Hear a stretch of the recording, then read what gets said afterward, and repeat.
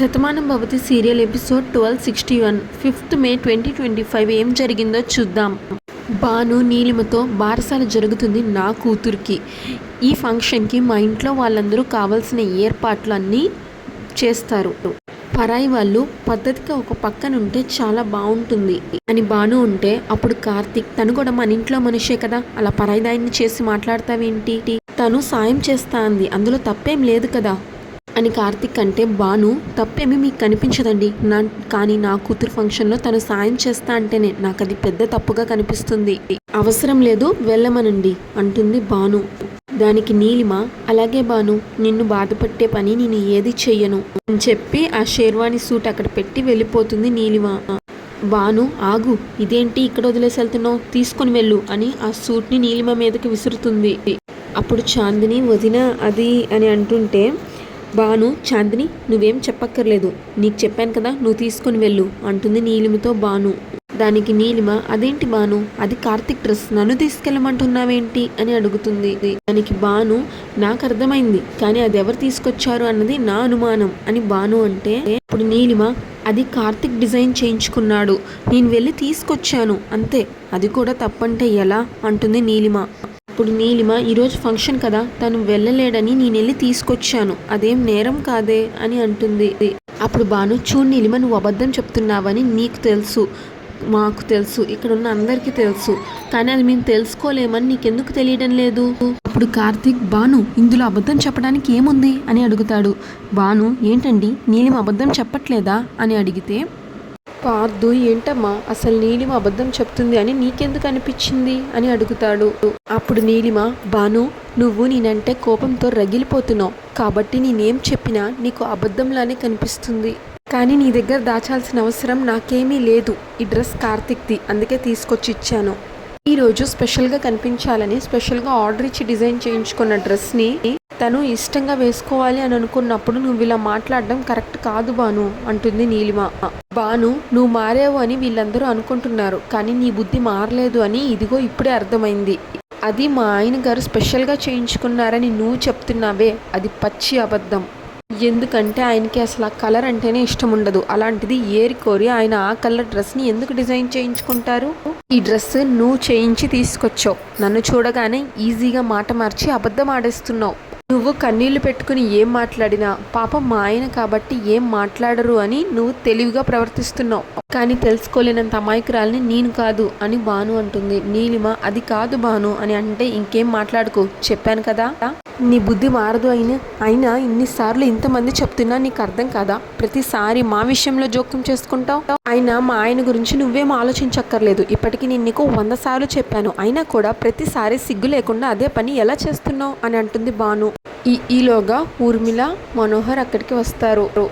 ఊర్మిళ అడుగుతుంది ఏంటి భాను ఏం జరిగింది అంటే చూడండి అత్తయ్య, ఈరోజు నా కూతురి బారసాలు కదా, ఆయన ఏం డ్రెస్ వేసుకోవాలో మేము కదా డెసిషన్ తీసుకోవాల్సింది, నేను తన కోసం ఒక డ్రెస్ కూడా తీసి ఉంచాను, కానీ ఈవిడి గారేమో ఒక స్పెషల్ డ్రెస్ డిజైన్ చేయించి ఇక్కడికి తీసుకొచ్చింది, అది మా ఆయనే చేయించుకున్నారు అని నాకు అబద్ధం చెప్తుంది అంటే అప్పుడు ఊర్మిళ పోనీలే భాను ఫంక్షన్లో తను స్పెషల్గా కనిపించాలనే కదా ఈ పని చేసింది, నువ్వు తిడతావని భయంతో అలా చెప్పుంటుంది, అందులో తప్పేముంది చెప్పు వదిలే అని ఊర్మిళ అంటే ఏంటత్తయ్య వదిలేసేది, ఎన్ని తిడుతున్నా దీని ఓవర్ యాక్షన్ మాత్రం తగ్గట్లేదు కదా, తినెవరు మధ్యలో కలగజేసుకోవడానికి అని భాను అంటుంది. మనోహర్ అమ్మ భాను కొన్నాళ్ళు నువ్వు ఇంట్లో లేవు కదమ్మా, అప్పుడు వాడు బాధలో ఉన్నప్పుడు వాడికి కావాల్సిన వస్తువులు అవి తనే తీసుకొచ్చి ఇచ్చేది, అదే ఇప్పుడు చేసుంటుంది, వదిలే అమ్మా ఈ చిన్న విషయానికి ఫంక్షన్ రోజు నువ్వు గొడవ పెట్టుకోవద్దమ్మా అంటాడు మనోహర్. భాను నేను అదే చెప్తున్నాను మావయ్య, అప్పుడు ఏదో చేసిందని ఇప్పుడు ప్రతి విషయంలో తలదూర్చకుండా వదిలేయమని నేను చెప్తున్నాను, ఆ విషయం ఎన్నిసార్లు చెప్పినా తనకు అర్థం కావట్లేదు, అందుకే అర్థమయ్యేలాగా గట్టిగా ఇలా అరిచి చెప్పాల్సి వస్తుంది, కానీ దీని బుద్ధి మాత్రం మారదు కదా, ఎన్ని తిట్టినా మళ్ళీ వంకరగానే ఆలోచిస్తుంది. ఇప్పుడు నీలిమ నేను అర్థం చేసుకున్నాను భాను, ఇంకెప్పుడు ఇలా చెయ్యను, ఈ ఒక్కసారికి తప్పైపోయింది నన్ను క్షమించు అని చెప్పి ఆ సూట్ అక్కడ పెట్టేసి వెళ్ళిపోతుంది నీలిమ. అందరూ బాధపడతారు నీలిమ బాధపడినందుకు. భాను ఏమో ఆ పనికిమాలిన డ్రెస్ మీరేం వేసుకోక్కర్లేదు, నేను మీకు వేరే డ్రెస్ తీసుకొచ్చిస్తాను అని చెప్తుంది. ఇంకా శారద స్నేహ ఉయ్యాల మొత్తం డెకరేషన్ చేసేస్తారు. స్నేహ ఇక్కడే ఉంటే ఆ ముసలావిడ మళ్ళీ ఇంకే ఏదో పని చెప్తుంది, త్వరగా వెళ్దాం పదా అని అంటుంది శారద. ఈలోగా బామ్మ వస్తుంది ఉయ్యాల దగ్గరికి. వాళ్ళు అప్పుడే వెళ్ళిపోతారు. ఏరు వీళ్ళు ఇప్పటిదాకా ఇక్కడే ఉన్నారు కదా, ఏంటో పిలిస్తే వస్తారు, ఆ పని అయిపోగానే గబుక్కుని వెళ్ళిపోతారు అని అనుకుంటుంది బామ్మ. ఈలోగా ఫ్యామిలీ మొత్తం హాల్లోకి వస్తారు. భాను, ఊర్మిళ, మనోహర్, పార్దు, చాందిని. అప్పుడు బామ్మ ఏంటి బామ్మ అని అడిగితే, ఇంట్లో ఫంక్షన్ పెట్టుకొని ఎవరికి వాళ్ళే యమునా తీరే అన్నట్లు ఉంటే పనులన్నీ ఎప్పుడు పూర్తవుతాయి అని అంటే వాసు, అమ్మ పనులన్నీ అవే అయిపోతాయి, మేమంతా ఉన్నాం కదా చూసుకుంటాం, నీకెందుకు అంత కంగారు అని అంటాడు బామ్మతో. అప్పుడు బామ్మ ఏం చూసుకుంటున్నారో ఏంటో, అనుకున్న కార్యక్రమం పూర్తయి అందరూ అక్షంతులు నెత్తి మీద వేసేంత వరకు నాకు మనశ్శాంతి ఉండదురా, ఏ చిన్న తేడా వచ్చినా ఇలా టెన్షన్ పడుతూనే ఉంటాను అంటుంది బామ్మ. ఊర్మిళ, అమ్మమ్మ నువ్వు హాయిగా కూర్చో, ఎందుకు టెన్షన్ పడ్డం, అన్ని పనులు నేను చూసుకుంటాను అంటుంది ఊర్మిళ. అమ్మ కూర్చుంటే కుదరదు, అయిన వాళ్ళందరూ తల ఒక పని చేస్తేనే అనుకున్న పనికి అన్ని పనులు జరుగుతాయి. ఈలోగా మురారి వాళ్ళు ఇంటి దగ్గర వరకు వస్తారు. భానుకి ఫోన్ చేసి చెప్తాడు మురారి. నాన్న, బామ్మ మురారి గారు వస్తున్నారంట అని భాను చెప్తే, సర్లేవే, వచ్చిన వాళ్ళు ఊర్లో వరకు వచ్చిన వాళ్ళు ఇంటి వరకు రారా, మన ఇంటికే కదా వస్తుంది అని బామ్మ అంటే, వస్తున్నారు అని తేలిగ్గా తీసుకోకండి, మురారి గారు రానంటే నేనే పట్టుబట్టి మరీ రప్పించా, ఈరోజు వాళ్ళందరూ వస్తున్నారు, మనం వాళ్ళకి స్వాగతం పలకాలి, పదండి అంటుంది భాను. ఇంకా చూస్తున్నారండి, పదండి అని భాను ముందెళ్తుంది. అప్పుడు బామ్మ, ఇది ఎంత పిచ్చిదంటే వాళ్ళక్కడ దాన్ని అభిమానంగా చూశారని ఇది ఇక్కడ ప్రాణం పెడుతుంది. అప్పుడు ఊర్మిళ, భాను గురించి మనకు తెలిసిందే కదా బామ్మ, తన గురించి ఎవరైనా కొంచెం ఆలోచించారంటే తిను వాళ్ళ గురించి ఎంతో ఆలోచిస్తుంది. ఇంకా మనోహర్ ఏమో, అరే కార్తిక్ తొందరగా రా, మురారి వాళ్ళు వచ్చేసారు పదండి అని అందరూ వెళ్తారు బయటికి. కార్తిక్ ఇంకా రాడు. శారద, స్నేహ పైనుంచి చూస్తారు వాళ్ళు రావడం. వాళ్ళు రాగానే ఈ ఫ్యామిలీ మొత్తం నమస్కారం చెప్పి లోపలికి రండి అని అంటారు. ఇంకా శారద, స్నేహ చూసావా భానుమొహం ఎలా వెలిగిపోతుందో, ఎంతైనా భానుకి వాళ్ళంటే అభిమానం ఎక్కువే అని అనుకుంటారు.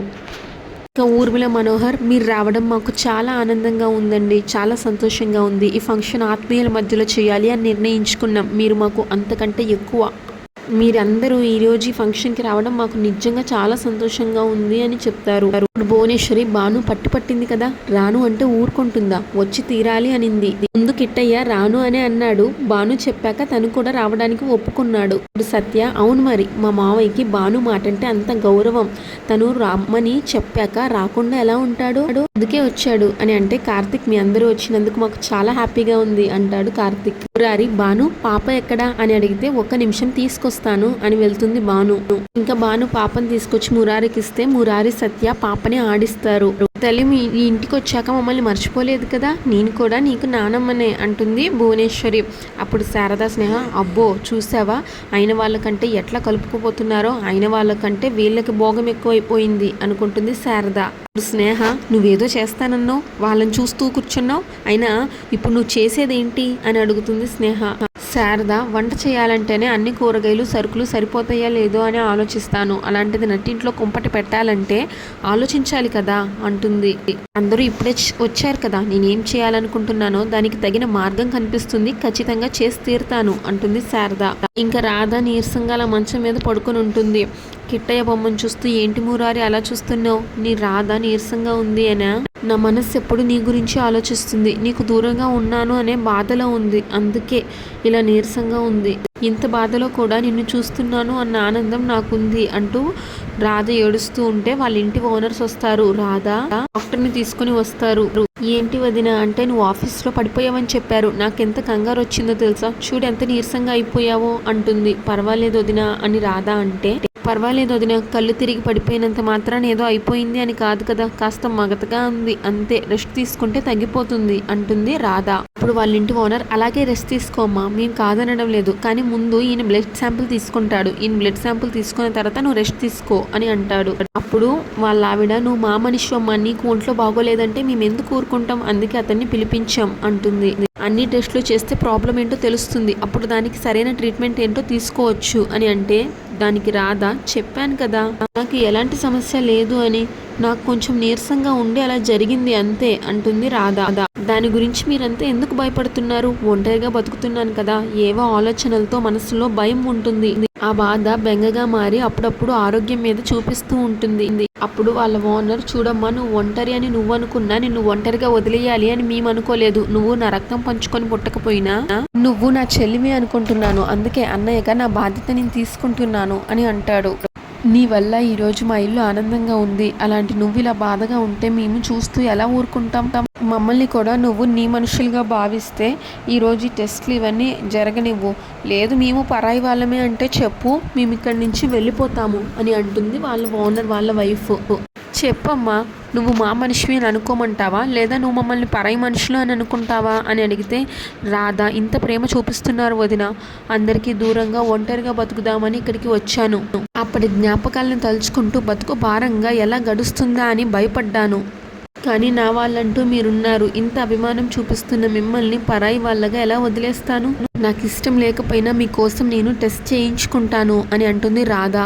రిపోర్ట్స్ సాయంత్రానికి వస్తాయండి, తర్వాత డాక్టర్ దగ్గరికి తీసుకెళ్ళండి అని చెప్పి వెళ్ళిపోతాడు అతను బ్లడ్ శాంపిల్ తీసుకుని.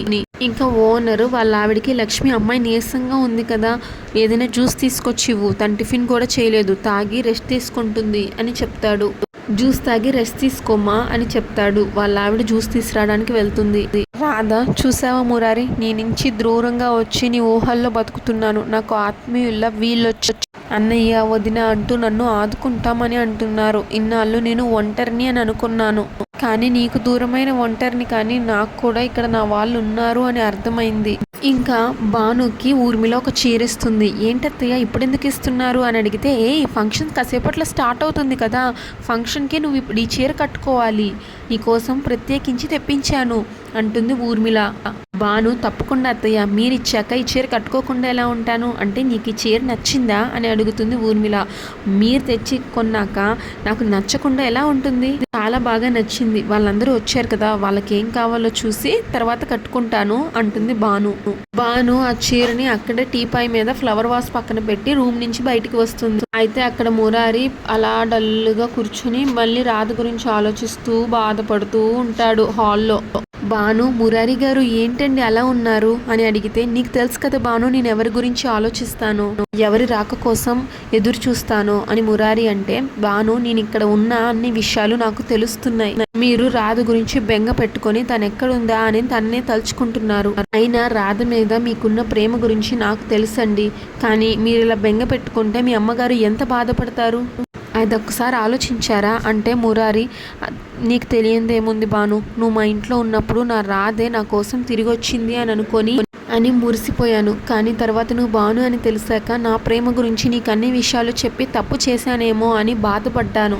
అను, ఏంటండి ఇది, మీరేం కావాలని చేయలేదు కదా, రాధ నేను ఒకే రూపంలో ఉండడం వల్ల మీరు ఎలా భ్రమపడ్డారు. అప్పుడు నాకు గతం తెలియదు కాబట్టి నేను బాధలో ఉన్నాను. నాకు గతాన్ని గుర్తు చేయడం కోసం మీరు అవన్నీ చెప్పారు, కానీ ఇప్పుడు నేను రాధని కాదు అని తెలిసాక మీరు నాకు ఎంత విలువిస్తున్నారు. అలాగే రాధ గురించి మీరు ఎంతగా ఆలోచిస్తున్నారో నాకు తెలుసు. సత్య నాకు అన్ని విషయాలు చెప్పింది. కానీ ఒకటి గుర్తుపెట్టుకోండి, మీరు ఎంతగానో ఇష్టపడ్డారు కాబట్టి ఆ రాధ తప్పకుండా మిమ్మల్ని కలిసి తీరుతుంది. ఇదంతా పక్క నుంచి శారద వింటుంది. అలాగే వాళ్ళక్క జయ కూడా మరో పక్క నుంచి వింటుంది. జయ తన మనసులో ఇలా అనుకుంటుంది, భాను నువ్వు నా తమ్ముడికి రాధ గురించి చెప్పకూడదు, నేను నీకు వేరే ఆలోచన చెప్పాలని వచ్చాను, నా తమ్ముడి మనసు మార్చడానికి అని జయ తన మనసులో అనుకుంటుంది. శారద ఇదంతా విని ఏదో ప్లాన్ చేసుకుంటుంది తనలో తానే. జయ దగ్గరికి వచ్చి, శారద నమస్కారం అండి, మీరు అని అడిగితే, నా పేరు జయప్రద, నేను మురారి వాళ్ళ అక్కని అని చెప్తుంది జయ. నేను నీలిమ వాళ్ళ అమ్మని అని అంటుంది. సరే అన్నట్లు తల ఊపుతుంది జయ. అవును, వాళ్ళిద్దరు ఏం మాట్లాడుకుంటున్నారు అని అడుగుతుంది శారద జయాని. ఇప్పుడు జయ, ఇంకేం మాట్లాడుకుంటారండి, నా తమ్ముడు ఎప్పుడు రాధ గురించి ఆలోచిస్తూ ఉంటాడు, తన గురించి అలా బాధ పెట్టుకొని బెంగ పెట్టుకుంటే ఎలా అని నా భాను మంచి మాటలు చెప్తుంది, వాడి మనస్సు మార్చాలని ప్రయత్నిస్తుంది అని జయ అంటే, శారద అవును నేను విన్నాను, మా భాను మీ తమ్ముడు ప్రేమించిన అమ్మాయి ఒకేలా ఉంటారంట కదా, అందుకే తనే రాధ అనుకుని మీ ఇంట్లో ఉన్నంత కాలం చాలా జాగ్రత్తగా చూసుకున్నారంట కదా అని అడుగుతుంది శారద. జయ అవునండి, అప్పుడు పాపం భానుకు కూడా ఏమీ తెలియకపోవడంతో మేమందరం తనే రాధ అని అనుకున్నాం, నా తమ్ముడు కూడా తనే రాధ అని అనుకొని అన్ని విషయాలు గుర్తు చేయాలని ఎన్నో ప్రయత్నాలు చేశాడు. చివరికి తన ప్రాణాలకు కూడా తెగించాడు. అయినా సరే ఎందుకు గతం గుర్తుకు రాలేదా అని చాలా బాధపడ్డాడు. కానీ తను అసలు రాధనే కానప్పుడు రాధ విషయాలు చెప్తే తనకి ఎలా గుర్తొస్తుంది అంటుంది జయ. అవన్నీ ఇప్పుడే కదా తెలిసింది అని జయ అంటే అయ్యో అంటుంది శారద. ఇప్పుడు శారద మరి నాకు ఒక అనుమానం, ఒకవేళ మా భానుకి గతం గుర్తుకు రాకుండా ఉండి తనే రాధా అని అనుకొని ఉంటే, ఇంకా తనే ఆ ఊర్లో ఉండి ఉంటే మరి మురారి మా భానుని పెళ్లి చేసుకునేవాడా అని అడుగుతుంది శారద. జయప్రద అదేంటండి అలా అడుగుతున్నారు అని అంటుంది. అంతటితో ఎపిసోడ్ పూర్తవుతుంది. నెక్స్ట్ ఎపిసోడ్ ప్రోమోలో నీలిమ మెడలో తాళిని చూసిన భాను నీలిమని క్వశ్చన్ చేస్తుంది, నీకు అసలు పెళ్ళెప్పుడు జరిగింది అని. నీలిమ ఒక్కసారిగా షాక్ అయ్యి అలా చూస్తుంది. నేను అడుగుతుంటే కళ్ళు పెద్దవి చేసి చూస్తావేంటి, నీకు పెళ్ళి ఎవరితో జరిగింది, ఎప్పుడు జరిగింది అని అడుగుతుంది భాను. నీలిమ మెడలో ఉన్న తాళిని చేత్తో పట్టుకుంటుంది భాను. అంతటితో ప్రోమో పూర్తవుతుంది. Shatamanam Bhavati serial regular episode కోసం మా ఛానల్ని సబ్స్క్రైబ్ చేసుకోండి. ఈ ఎపిసోడ్ పైన మీ అభిప్రాయాన్ని తప్పకుండా కామెంట్ చేయండి. Thanks for watching.